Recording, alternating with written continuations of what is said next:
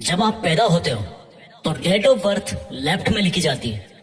जब आपकी डेथ होती है तो डेट ऑफ डेथ राइट में लिखी जाती है। उन दोनों के बीच में जो जिंदगी आपकी, वो इन दोनों तारीखों को यादगार बनाती है। Got it? आप उन दोनों डेट्स को यादगार बनाने के लिए आज क्या कर रहे हो? कैसा लगता है जब पता पड़ता है कि अब एग्जाम के लिए केवल 1 महीना बचा है, 1 हफ्ता बचा है या कल एग्जाम है?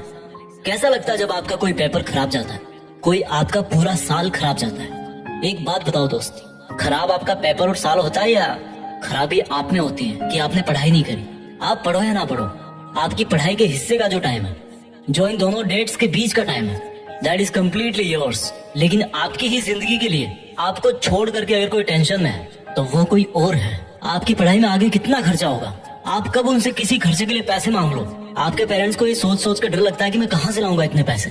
और एक बार आप अपने आप से पूछो सवाल कि आपने किन चीजों को जरूरी बना रखा है, आपने क्या क्या लफड़े पाल रखे हैं, आपका दिन कैसे शुरू होता है और किस तरह से पढ़ाई को टाल टाल कर आप फिर रात को बिस्तर में पहुंच जाते हो और सुबह अलार्म बजते सोचते हो कि यार सोते ही सुबह हो जाती है। सोने को ही नहीं मिलता। सोने को तो आपको मिल जाता है, लेकिन जो पढ़ाई के टाइम आपने जो जो लफड़े पाल रखे हैं उनको मैं बताता हूँ एक बार। सबसे पहली बात कि आप बहुत ज्यादा खबरी बने हो। उसकी लाइफ में क्या चल रहा है? अरे मैच में कल क्या हुआ यार, वो क्लास में क्यों नहीं आई कल?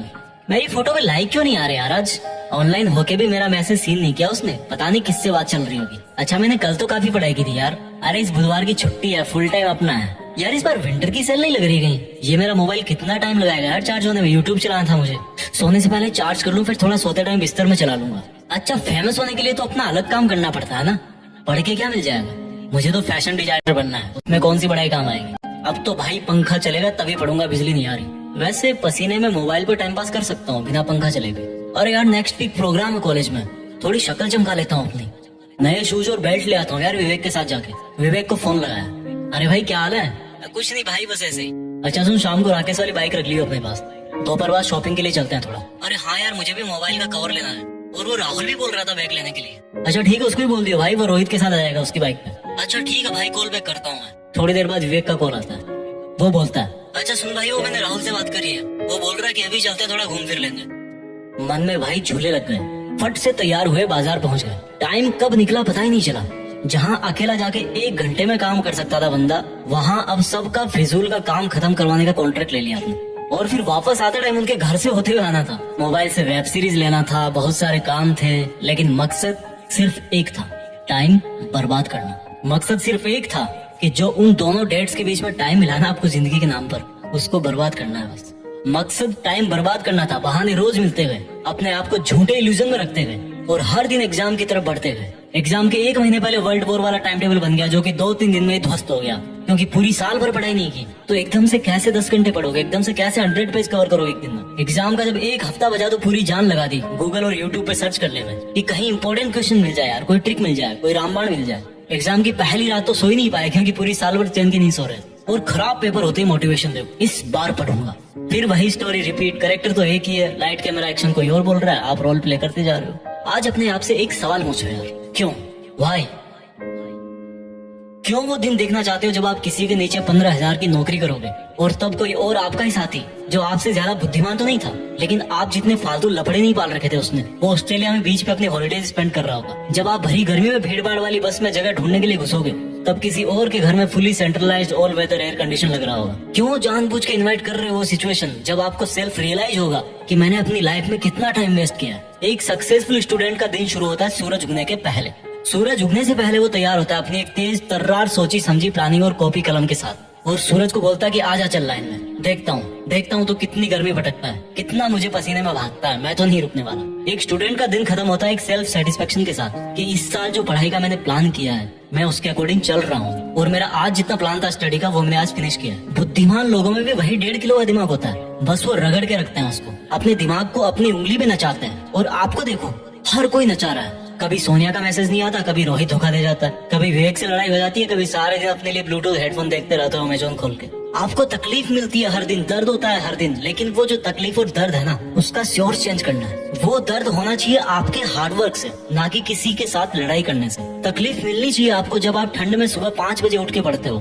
तकलीफों का सोर्स चेंज करो। डॉक्टर अब्दुल कलाम बोलते हैं कि सीखने के लिए दर्द उठाना पड़ता है और दर्द ही इंसान के लिए सब कुछ अचीव करना पॉसिबल बनाता है। दिक्कत ये नहीं कि आप मेहनत नहीं कर पाओगे, दिक्कत ये है कि आप अपने आप को मेहनत करने के लिए कन्विंस नहीं कर पाते। रोज डीपी बदलने से जिंदगी नहीं बदलती मेरे दोस्त, अपना एटीट्यूड बदलने से जिंदगी बदलती है। रोज पार्टी करने से नाम नहीं होता, काम करने से नाम होता है। सोने से जिंदगी के सपने पूरे नहीं होते, नींद को खोने से सपने पूरे होते हैं। आप में और एक टॉपर में दिमाग एक ही है, लेकिन वो आपसे ज्यादा भूखा है सक्सेस पाने के लिए, और यही बात उसको आपसे मेरिट लिस्ट में ऊपर डालती है। जब पढ़ो तब सोचो कि मैं अपने खुद के ही बेहतर फ्यूचर वाले वर्जन के लिए पढ़ रहा हूँ। बात बात पर लोगों से उलझने से आपकी ताकत नहीं झलकती। हर सिचुएशन में खुद को कंट्रोल करके जो बंदा कंसंट्रेट करता है, उससे उसकी मेंटल स्ट्रेंथ झलकती है। दुनिया का कोई मोटिवेशन आपको नहीं पढ़ा सकता जब तक आप अपने आप में अपना एक फ्यूचर वर्जन नहीं देखते हो। अपने आप में अपनी एक फ्यूचर वाली इमेज तैयार करो कि मुझे लाइफ में 2 साल बाद यहाँ पहुँचना है, 5 साल बाद यहाँ पहुँचना है। और वो जो मेरा 5 साल बाद वाला वर्जन है, वो जब वहाँ पहुँचकर अपनी हिस्ट्री में देखेगा, या मेरी जब वो वाली डेट आएगी